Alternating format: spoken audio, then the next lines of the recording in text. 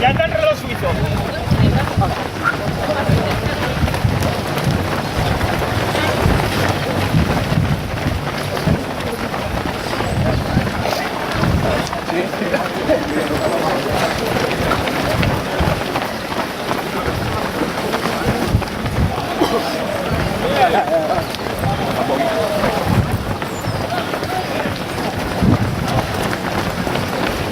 A ver si te olvidas para atrás el vídeo.